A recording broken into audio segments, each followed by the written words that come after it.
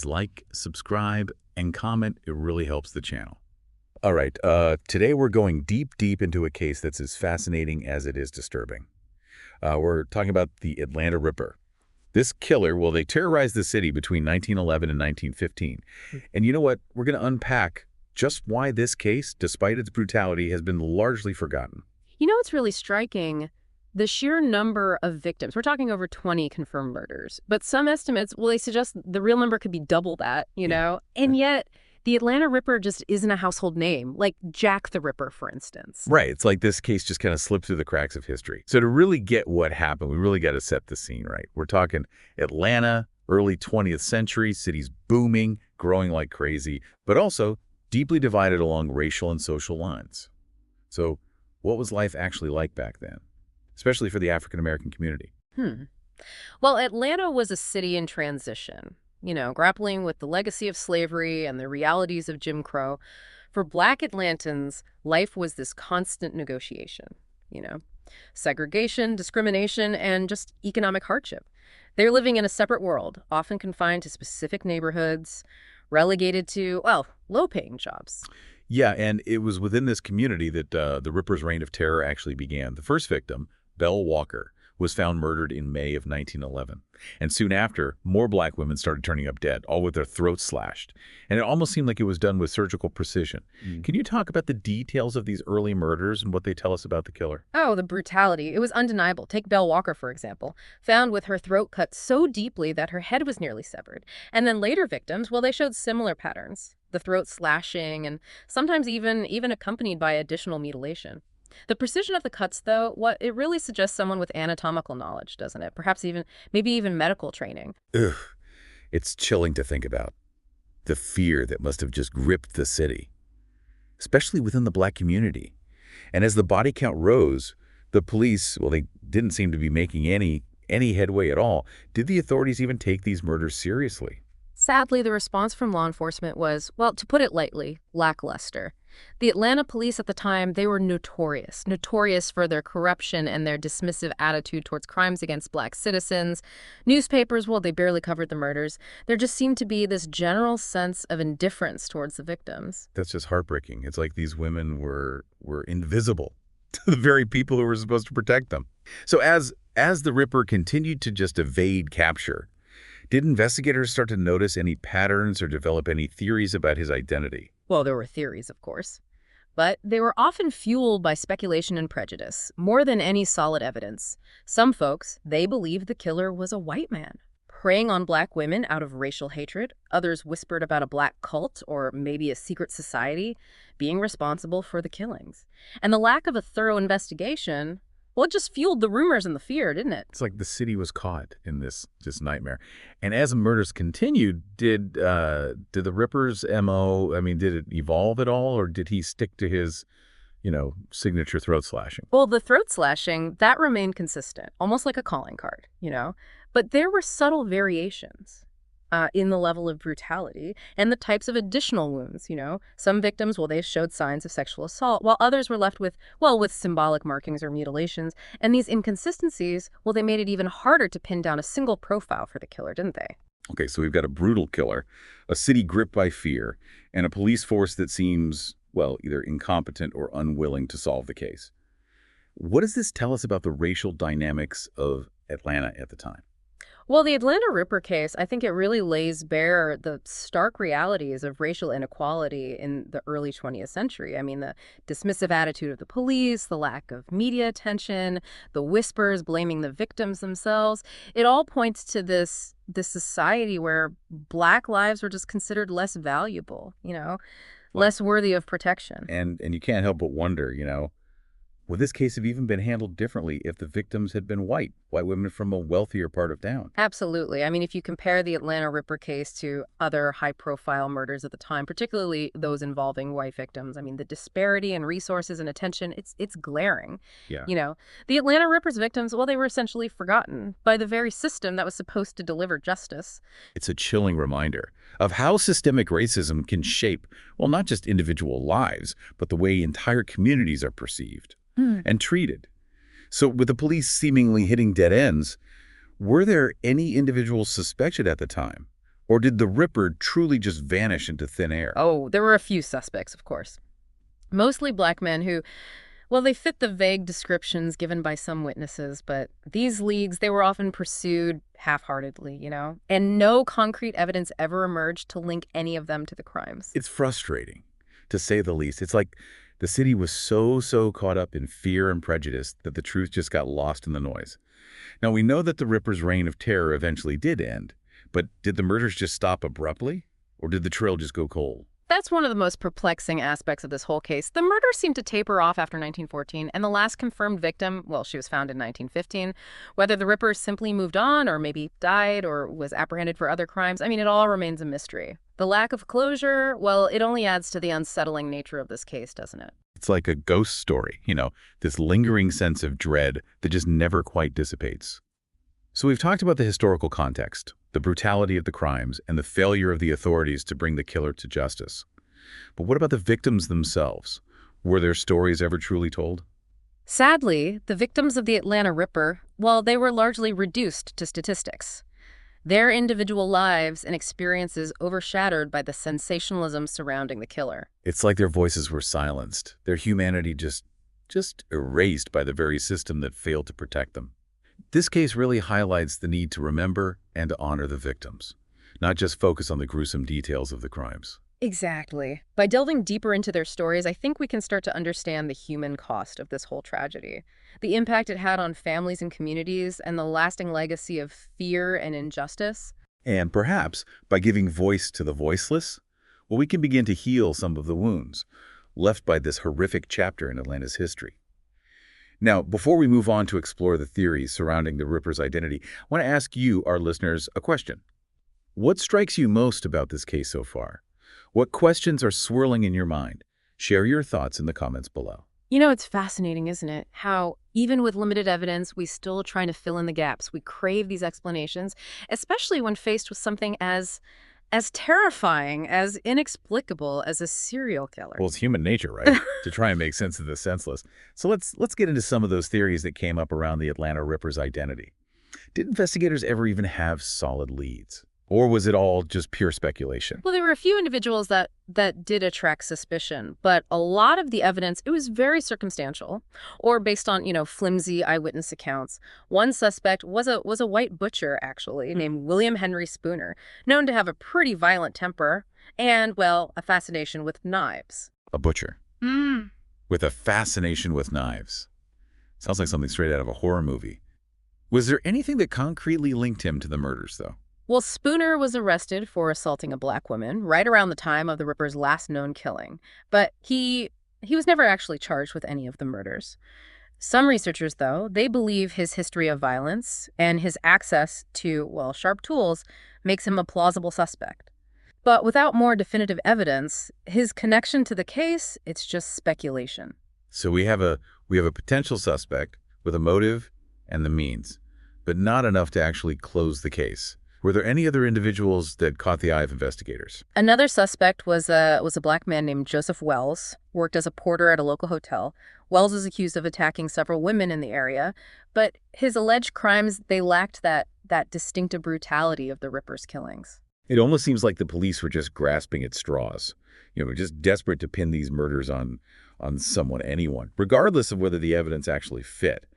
Did these hasty arrests and flimsy accusations, did they further erode trust within the black community? Absolutely. I mean, the haphazard nature of the investigation, it just reinforced that perception that the authorities were more interested in finding a scapegoat than actually seeking justice for the victims.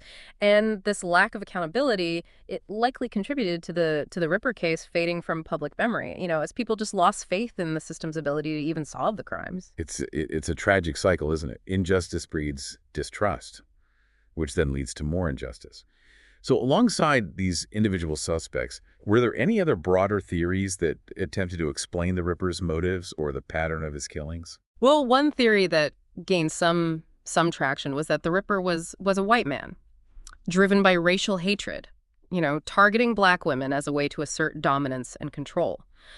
And this theory, it resonated with the deep-seated fear of racial violence that pervaded black communities during that time. It's a chilling thought. But given the historical context, it's sadly not all that surprising, is it? Did this theory influence the way the police investigated the case at all? Or did they just dismiss it as unfounded speculation?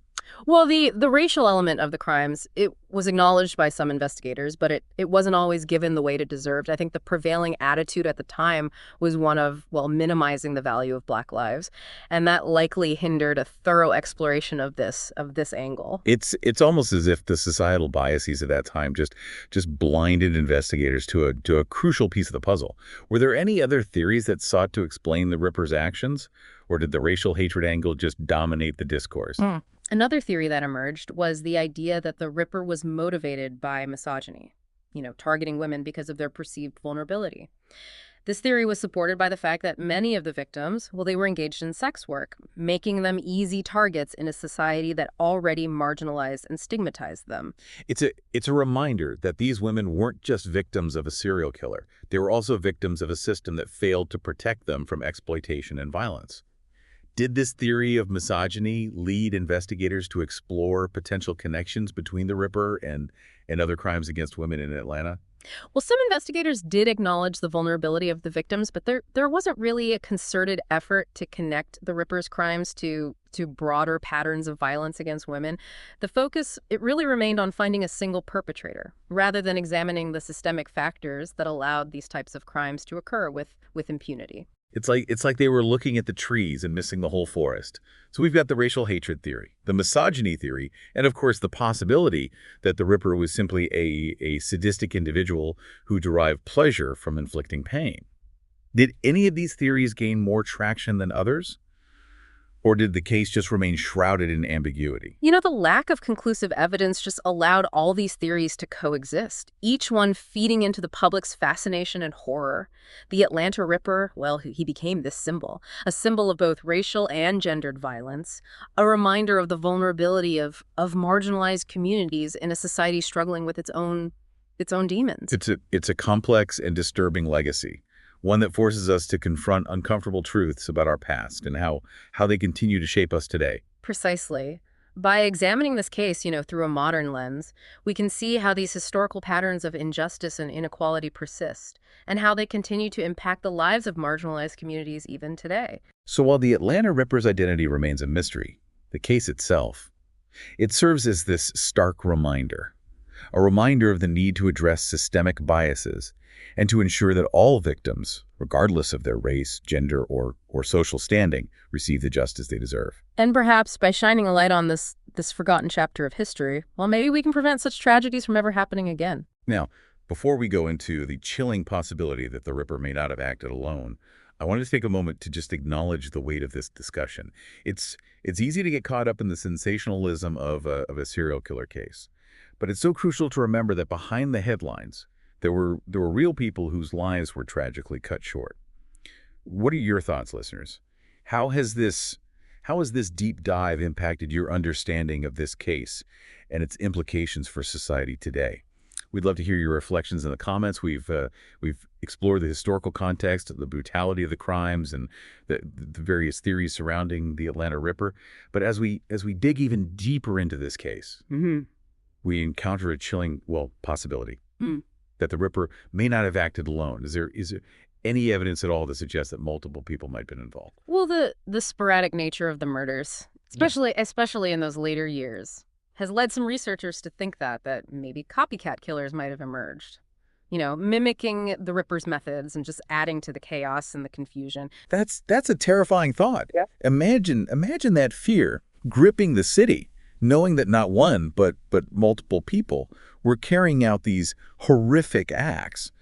What kind of evidence supports this copycat theory? Well, there are a few inconsistencies in the Ripper's MO that fuel this speculation. For example, some of the later victims, they showed different types of wounds, or they were attacked in locations that were different from the Ripper's typical hunting grounds. So slight variations in the methods and locations. Yeah. Could indicate different people were at work. Is there anything else that points to the possibility of multiple killers? Witness accounts are notoriously unreliable, especially in a case like this, just shrouded in fear and rumor. But some witnesses, they did claim to have seen multiple assailants at different crime scenes. Which just adds to the whole copycat theory. God, it's a horrifying thought. To imagine that the initial terror unleashed by the Ripper, might have inspired others to commit similar acts of violence. Right. Did this possibility ever factor into the police investigation at all? The police just seemed so overwhelmed Mm-hmm. by the sheer number of murders and the pressure to find some kind of solution. It's likely that the possibility of copycats was considered, but without any real concrete evidence, it remained a disturbing, footnote in an already complex and unsolved case. It's yet another example of how the limitations of forensic science and investigative techniques at the time just hindered that pursuit of justice. If this case were to be investigated today with all the modern, DNA analysis and criminal profiling, I mean, do you think we'd be able to say for sure whether the Ripper acted alone or had help? It's hard to say for sure. I mean, so much time has passed, the potential degradation of evidence and the lack of a central database of historical crimes. I mean, it all presents significant challenges. But advancements in, forensic genealogy and DNA technology, I mean, they do offer a glimmer of hope that new insights could be gleaned from even the most, cold and forgotten cases. It's a powerful thought. The idea that even after all these years, justice might still be attainable for these victims and their families. So we have a case shrouded in mystery, a killer whose identity remains elusive, and the chilling, possibility of multiple perpetrators just adding to that terror. What lessons can we learn from the Atlanta Ripper case, even if a definitive solution remains out of reach? Well, I think the Atlanta Ripper case serves as this stark reminder, a reminder of the power of fear and the dangers of prejudice. It highlights how societal biases, they can shape not only individual perceptions, but also the very systems that are meant to protect us. It's a cautionary tale about the importance of vigilance, of speaking up against injustice. Yeah. And demanding accountability from those in positions of power. What does this case tell us about the importance of remembering and honoring the victims, even when their stories have been lost to time? By digging into these forgotten narratives, by acknowledging the human cost of these crimes, I think we can start to dismantle those structures of silence and indifference that allow these tragedies to occur, and then just fade from our collective memory. It's a reminder that every life has value, and that every victim deserves justice and remembrance. It's a call to action, not just to solve the mysteries of the past, but to create a more just and compassionate future, where these horrors are never repeated. And on that note, I want to thank you all for joining us on this deep dive into the chilling mystery of the Atlanta Ripper. Please like, subscribe, and comment. It really helps the channel. And remember, that pursuit of justice, the quest for truth, and the act of remembering while they're ongoing endeavors, that require our collective effort and attention. Let's continue this conversation in the comments, and let's work together to ensure that the voices of the marginalized and the forgotten are never truly silenced.